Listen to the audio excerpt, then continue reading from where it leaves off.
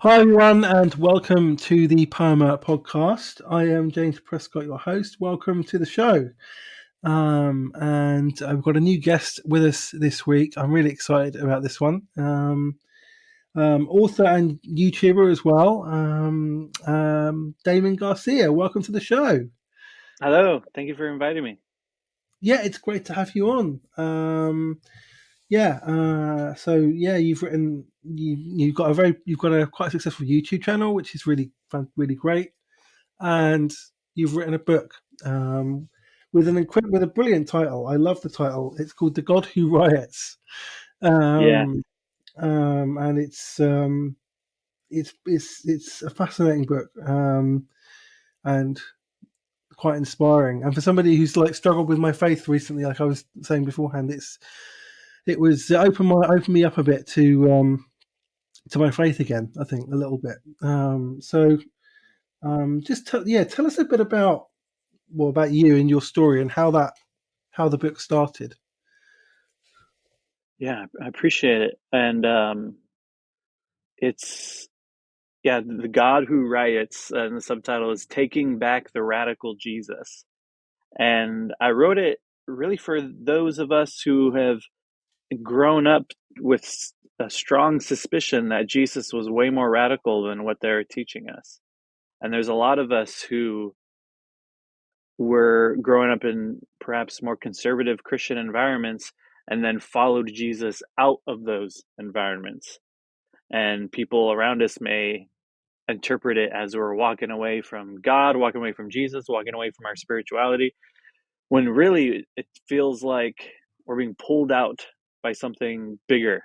And I wanted to be able to articulate that, of course, Jesus is a part of that journey. Like you've not gone astray. You've been on one long, consistent journey chasing after this radical Jesus and this God that is just so much bigger than the boxes that were handed to us.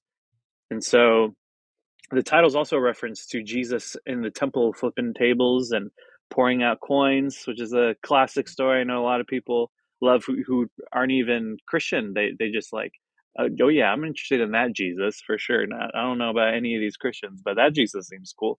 And so that was always one of my favorite Bible stories. And I felt like that's also a Jesus that wasn't really taught to me growing up.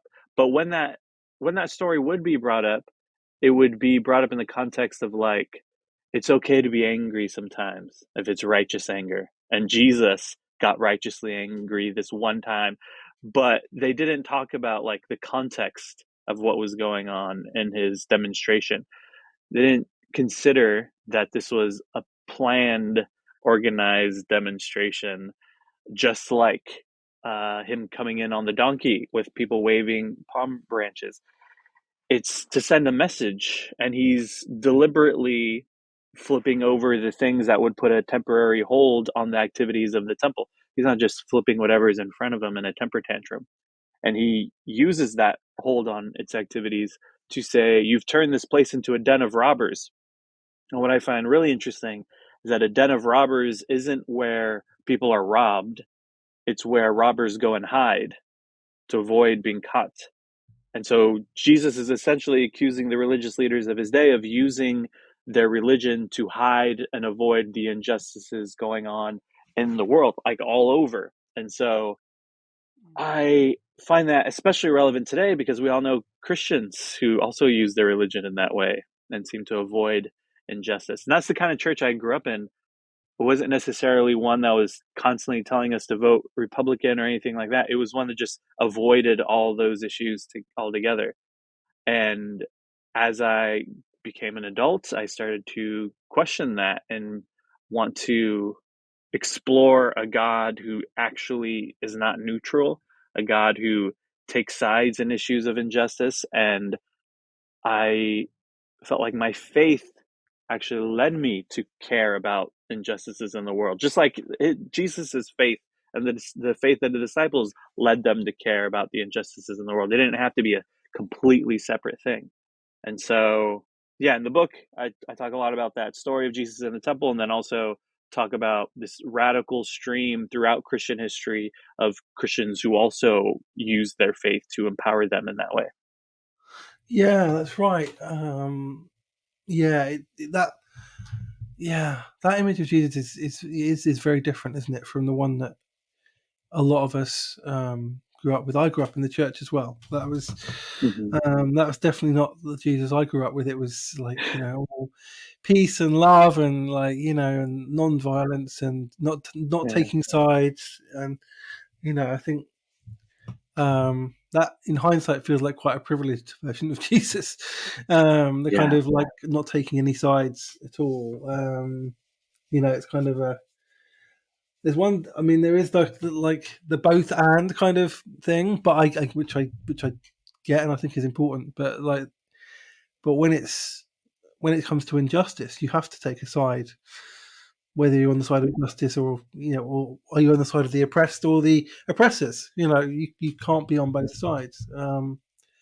Yeah, and that radical Jesus is a very different Jesus, a very political Jesus. Like you're saying, those two things you talk about, the donkey and the temple, were very intentional acts, weren't they? also Um, Jesus in the temple is repeating something that the prophet Jeremiah did. He also had his own demonstration in the temple, and that uh, sentence, you turn my father's house to a den of robbers, is him directly quoting Jeremiah when he had his temple demonstration. And so that's another thing. Growing up, I didn't hear about Jesus as somebody who had a passion for following the Hebrew prophetic tradition.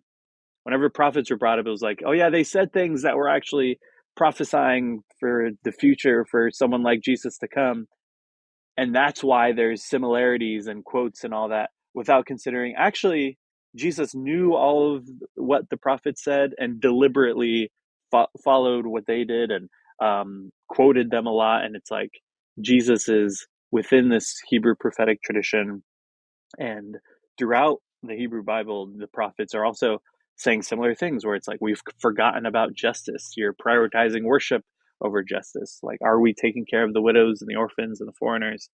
And so it's so that really inspires me too, for Jesus to look at the faith of his day and attach himself to the radical prophetic tradition within his faith. yeah, very much so.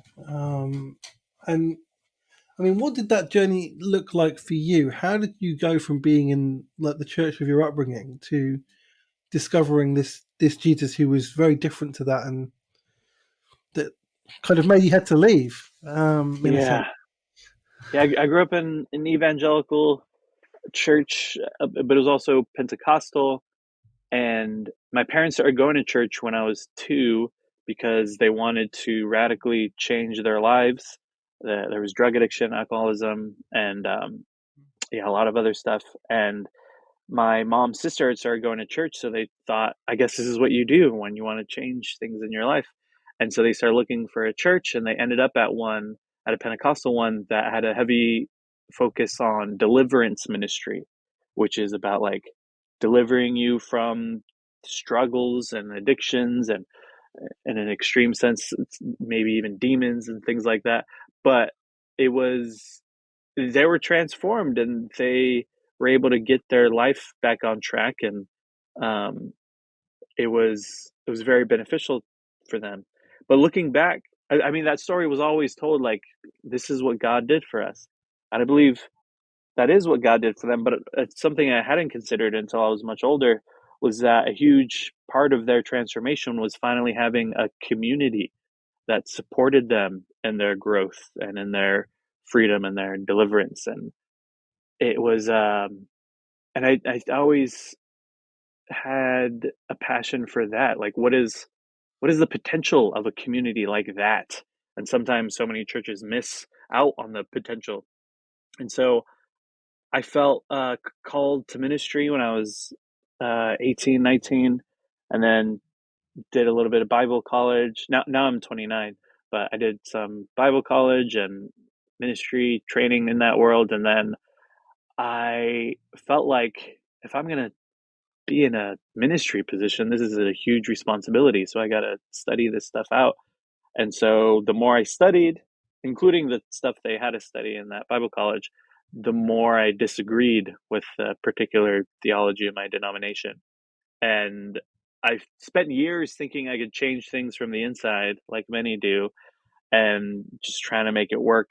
And I was a youth and young adults minister for a while, and I was about to get my pastoral license in the denomination, which would end, if I finished it, would have ended with an interview with a panel of pastors asking me theological questions. And I knew I couldn't even get close to that part of the process because I wouldn't be able to answer their questions honestly.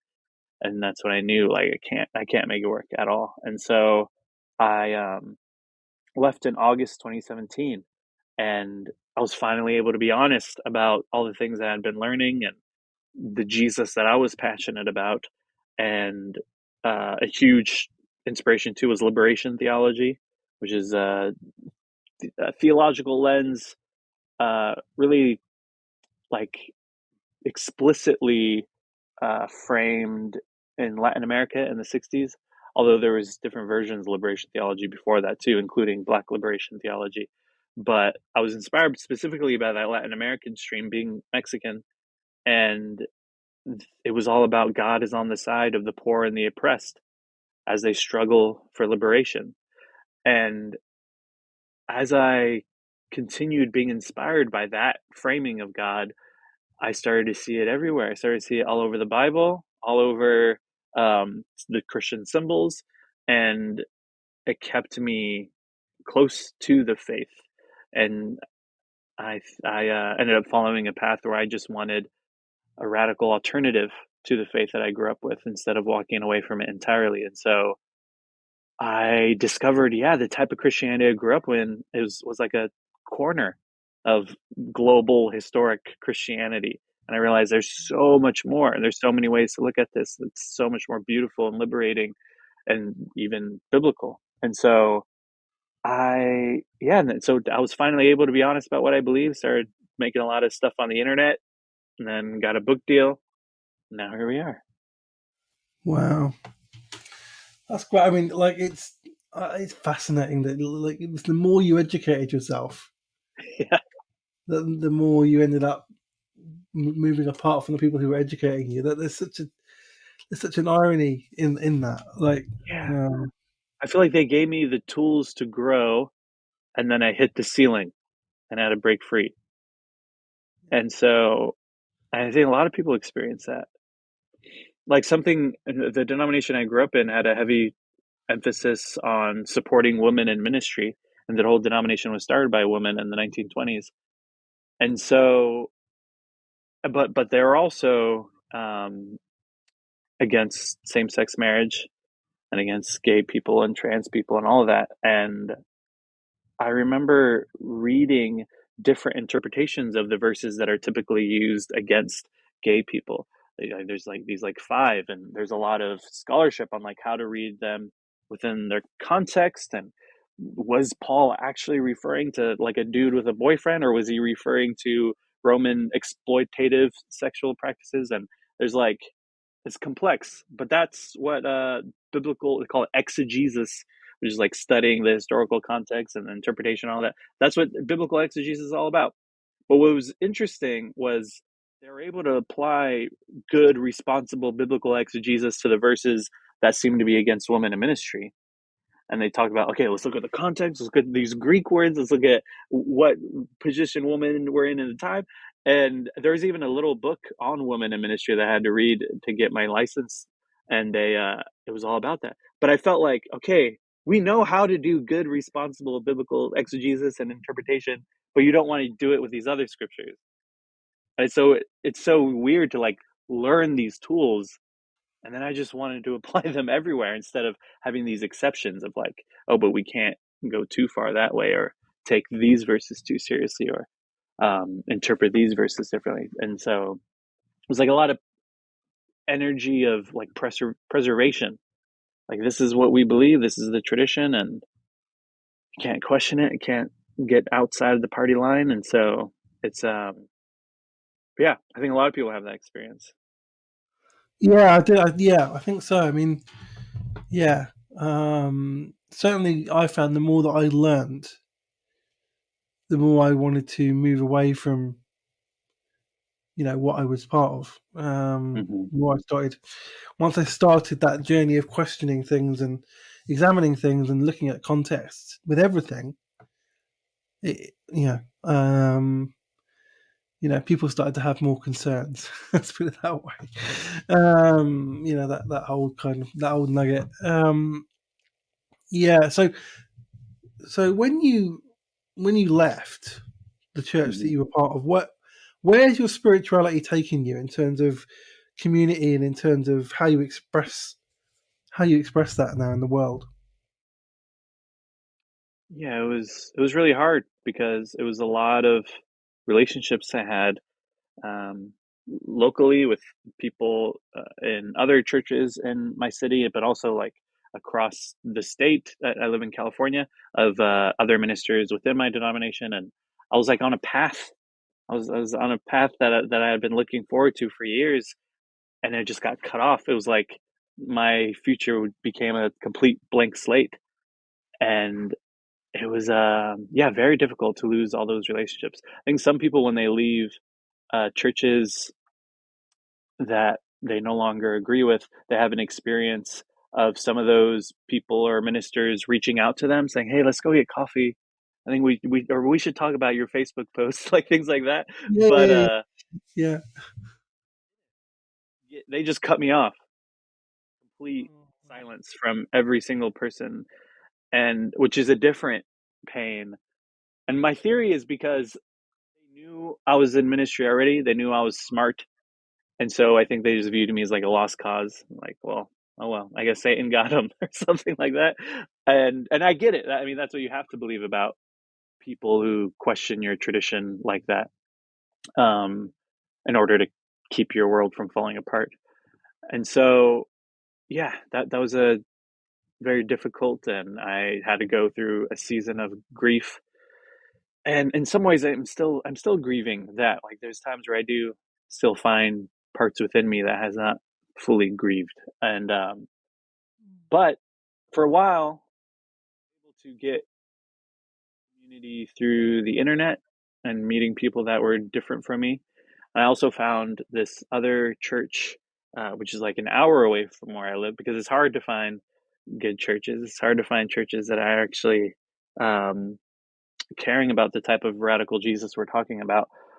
So I found one, and so now I've been a part of that church for some years, and but also I have friends that aren't even religious at all. Like I have in my city, most of my friends are artists who create like music or videos and stuff like that, and I I feel very supported by them. And it's so interesting. There's a lot of things.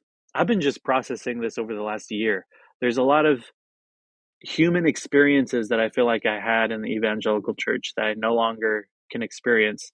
One of them being a certain level of intimacy.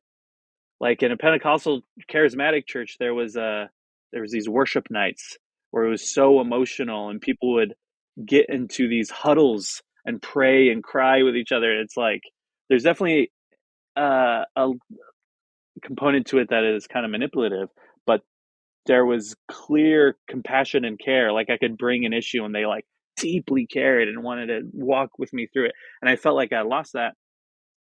But now I've been able to get a lot closer with some friends over this last year.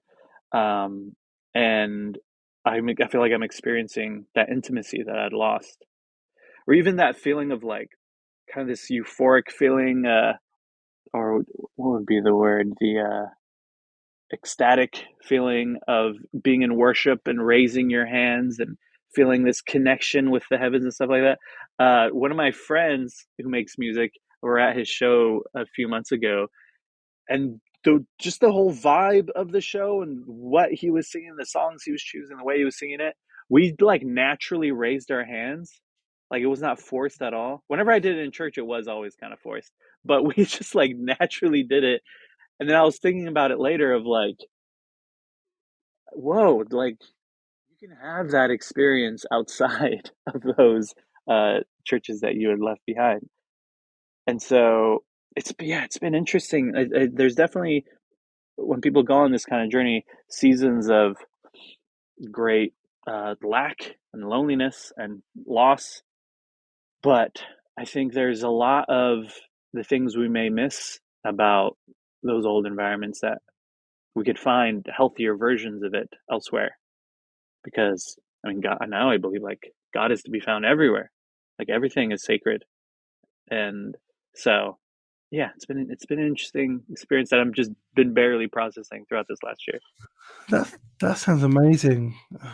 I've had experience like that as well. Like I have this community that I'm part of, this online community, and we have these Zoom dance parties like every Mm. Oh, week or nice. like where it's just about body movement and you just let your bodies just go and like and I've done the same thing where like these songs will come on which are nothing to do with spirituality or faith or anything and I just find myself like raising my hand up in the air because I'm feeling this like energy around me like and it's like yeah the divine is in all things right Yeah. everywhere and you can feel it you can feel that around you you just have to tune into it and Hmm. that's been an incredible experience for me. That's what's kept my spirituality alive, or in a way, like it's expanded my spirituality beyond Hmm. kind of the the context that it was in before. Yeah, so that's incredible. Yeah, it's awesome Um, here. That's beautiful. yeah, yeah, and still having space for Jesus in that is a really good thing as well. I think, and so, I mean, like the Jesus that you've discovered, how is that how is he impacting your day to day life and how you engage with the world? Yeah, the like I said, liberation theology is a big influence, which is um, has a heavy focus on God being on the side of the poor and the oppressed. And eventually, it started to just feel like, oh yeah, this is just basically what the Bible is. Where there's like throughout the Hebrew Bible, these stories written from the perspective of the oppressed Israelites. And then when you get to Jesus's time, they're under the oppression of the Roman Empire, and it's like I could see it, yeah, all over the Gospels now that Jesus is always choosing the side of those who are oppressed, those who are exploited, those who everyone would just walk on by and look past, like the sick and the poor. And he says things like, "Blessed are the poor, blessed are the hungry, blessed are those um, who mourn." And then also says, "Woe to those who are rich, woe to those who are full, woe to those who laugh."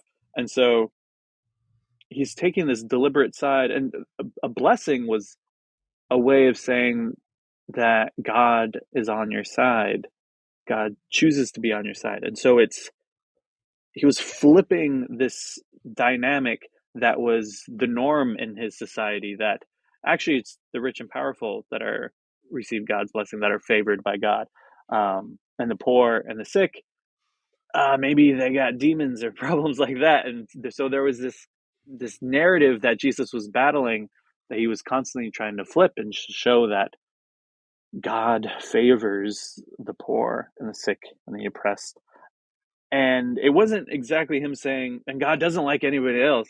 Like I think some people get afraid with that language, that we're just doing a different version of us versus them. Jesus knew that God loves everyone, but he deliberately said it about those who especially needed to hear it, those who were very unfavored and unloved by society. That's who needed to hear it the most. And so I, so today I look at the power dynamics of our society, and Jesus inspires me to be on the side of the poor and the oppressed, of the working class.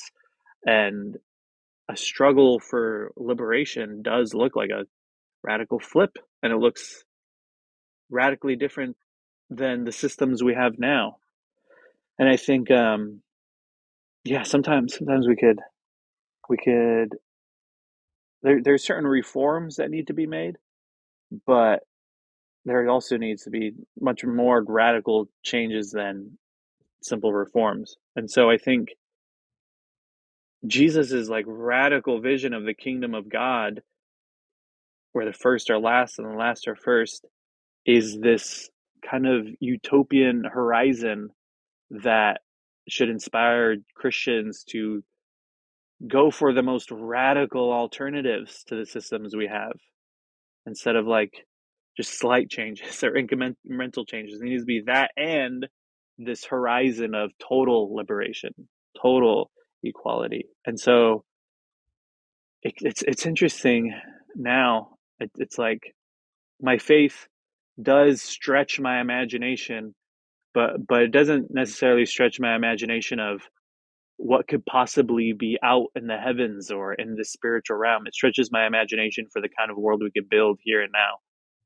And I feel very much in solidarity with others who want to imagine a radically different world, whether they're Christian or not. Yeah, absolutely. Yeah, yeah, because we live in this toxic system which treats our bodies like machines and which oppresses people. And if you don't fit the standard that they set, then you are marginalised, right? Whether Mm-hmm. it's race or disability or gender or whatever. And yeah, that needs to be overhauled, needs to be replaced, really, doesn't it? Yeah, but um, also I was gonna say, yeah, even more day to day. I think there's this something that my faith continues to inspire me to do is to be called beyond myself, of those in my life who deserve compassion and help. I think there's part of us are like would sometimes just go for the bare minimum, but then there's another part of us that like, but we need to actually like deeply care for our loved ones and those around us. And there's this kind of extra step that I think we avoid a lot of times. I think of Jesus saying like, going the extra mile or carrying the pack and or give them your shirt and your coat. Like I think faith, there's like a healthier, more liberative version of faith when that is what it calls us to, instead of finding the bare minimum and fitting everyone to a very reductive standard. It's like, no, we have compassion and more because God inspires and empowers us to go the extra step and to go the extra mile and um, not just accept the bare minimum of compassion and love and care and justice. And so it's yeah, I'm constantly like we all are wrestling with that inside of me, of like doing the bare minimum or not doing anything at all, being empathetic or apathetic, and Jesus still challenges me. So yeah, it's interesting. absolutely. Yeah.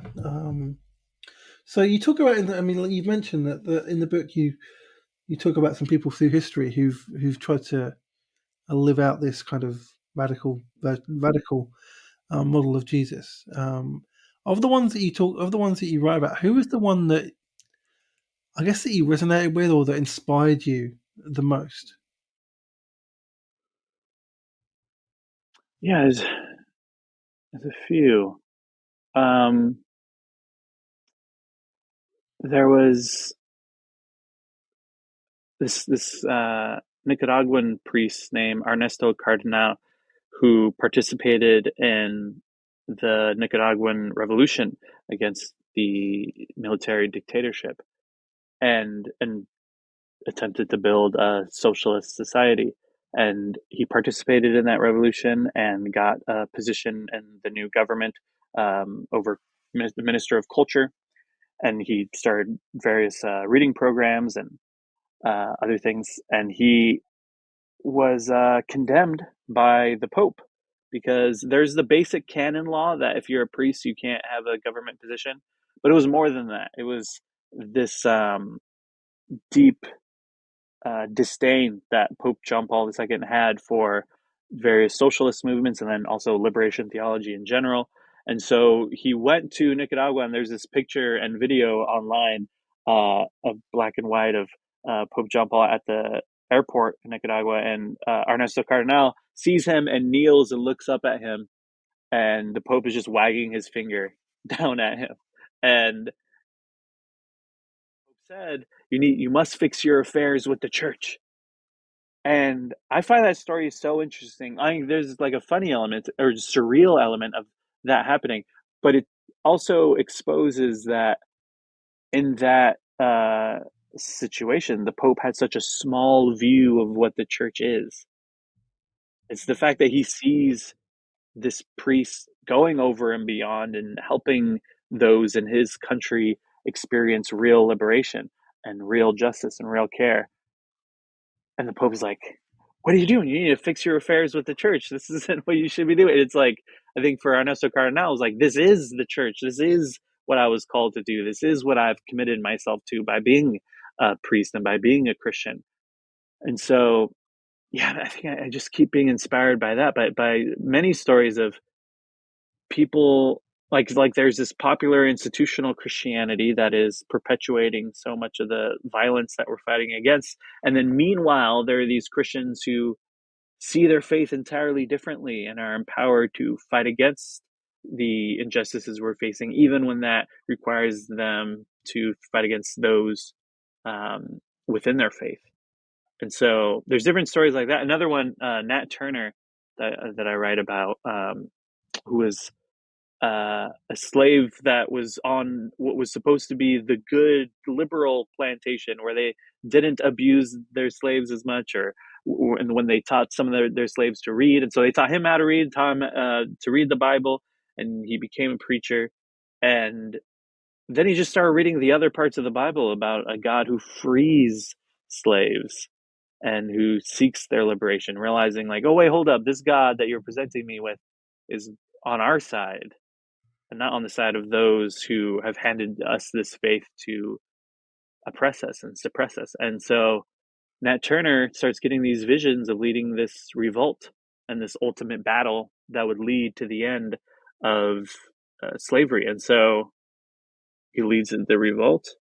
Then there's more revolts, and there's the Civil War, which is the end of chattel slavery. And then I just think of like, yeah, the popular faith of his day was one that supported slavery. And yet he reclaimed the radical roots of his faith and found that, oh no, you've got it totally wrong. This is actually way more powerful and radical than y'all are realizing. And this God is actually on our side. Yeah. Two really powerful stories there, actually. I hadn't And I heard think that one. something I've realized too with both those stories and then a theme throughout the book that I didn't even fully realize until after like right when it came out, as I started talking to people about it, is that there's this consistent theme throughout the book that God is bigger, like God is so much more than these reductive boxes we often put God in. And I think, yeah, so many people feel that they're inspired by this God, and they end up in a community that shrinks God. And so, yeah, that's Mm. what I'm trying to help people articulate as well. Yeah, because it's liberated. The liberator God is much more out of our control. Right? We can't Mm-hmm. like, when people want a God that, in a sense, they can control, or a concept of God they can control, or a concept of Jesus they can control, because that's easier, and it's safer. But the real Jesus, the real divine, is bigger than, way bigger than that. Yeah, um, fantastic. So, what do you what do you think this can look like practically for us, like people who are reading this book, Mm-hmm. like in the communities wherever we are? What does living like this look like in a practical way? What small things can we do to start living more radically? Mm-hmm. Something I think about is I first of all, with churches, there's churches who catch on to this vision throughout the years, and who feel like, okay, this is what needs to be done in our city. Let's start a program without looking into the local organizations already in their city doing the work that they realize needs to be done. And sometimes they could do more harm without that experience, without that connection with organizations that are already doing it. And so I wish more churches would seek out local organizations, develop relationships with their leaders, the organization leaders, and try to see how they can help, whether through funding or even space or more people. And it's I would like to, yeah, to see more of that. And and then for individuals, I think the same thing of looking into the organizations in your city, like mutual aid organizations. And I I think once we look into that, then we can see, like, okay, what's already being done in my city? What can I join in? And what's not being done? And then there's the conversation of, okay, is there something that needs to be started in my community? And how can we be of service? But I think the important thing too is to find other people who share this vision, find other people who also see the problems within your community where you can be of service. Um, and there is it's there's an when people think, okay, I need to do this all by myself, how can I be a good person, how can I serve my community, oftentimes they put it all on their own shoulders and think that they have to figure it out all by themselves. But finding a community of people that is passionate about the same thing is really important. And so I know it's hard too. A lot of people live in towns where it's difficult to find that kind of community locally, but it could be small as well. It could be a few of you and be able to, yeah, have a better understanding of the needs of your community. And I think that's like the work of God right there, whether Jesus's name is attached to it or not. It's very much, yeah, I think what Jesus was talking about when he talked about the work of God. Absolutely, I absolutely agree with that. Yeah, we can all do our own little bits and pieces, even on our own. There's probably things we can do. Um, yeah, and everything makes a difference. Um, so, just like to finish, like, what is, if there's one thing, like one message that you have learned, one thing you've learned, one thing from the book that that everyone, you think like everyone needs to hear this, like the absolute like heart of your heart of the of what you believe and what you've learned, what would that be? Hmm. That there's a lot of awesome Christian theologians and Christian communities that have a better, healthier, liberative interpretation of the faith. But as we all know, it's kind of the fringe. It's not the most popular version of Christianity. And the much more popular and powerful version of Christianity is one that consistently justifies the oppression we face. And I want people to realize that by transforming our systems and building new systems that actually enact justice and liberation, that is when healthier, liberative versions of Christianity can become the norm. I think sometimes we may think if we could just preach more and get people on the same mindset more, then things will change. But it's often the opposite, because people need a different world to have space to change, different material conditions in order to consider another way of thinking and believing. And so I think a lot about, like, that period of the abolition of chattel slavery. before that abolition, most white Christians were pro-slavery. And then after is when they had space to start considering a God who was against slavery. And that always happens where like during that struggle, people may say, "Oh, you're trying to get rid of something that God set in place," and then after, it's like this is all part of God's plan. That's just how it goes. And so it's it's I think that's really important to transform people's material conditions to open up space for them to think differently. Like another thing I always hear about uh, in society is the message of love yourself and be good to yourself, and um, it's very difficult to do in a society that constantly devalues us and reduces us to our labor power, and in this struggle to get ahead in any workplace as we're exploited by those who we sell our labor to. And so there is uh, it's when we're able to be treated better, then we could begin to love ourselves better. And so I think constantly I'm trying to flip that. It's like if we can change our conditions, then we can think and believe differently. It's not the other way around. And so, yeah, I wish more people could realize that. And so, something that I'm trying to do is inspire action, period.